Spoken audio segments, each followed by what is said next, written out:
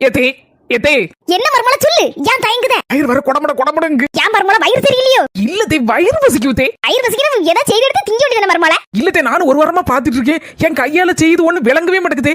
ஒரு மாதிரி உப்பு குடியிருது இல்லைன்னா உரப்பு குடியிருது. சரிப்பட மாட்டேங்குது. நான் அன்னைக்கு ஒரு நாள் செய்திங்களே இந்த பூரி என்ன அளவுல செய்தியா வட்ட வட்டமாட்டு சூப்பரா இருந்து டேஸ்டும் அடிபொலியா இருந்து உங்க கையால செய்து சாப்பிட்டா மனம் நிறைவா இருக்குதே. அப்படியே சொல்லுதே. இன்னும் ஓடியாரே. ஹலோ சொல்லுடி. என்னது உன் மாமியார் ஒண்ணு செய்து எடுத்து தர மாட்டேங்களா? என்ன ஃபாலோ பண்ணு. மாமியா கழிவுனாலே அப்படிதான் இருப்பாங்க. நம்ம கொஞ்சம் உஷாரா இருக்கணும். எனக்கு ஒண்ணுமே செய்ய தெரியாது.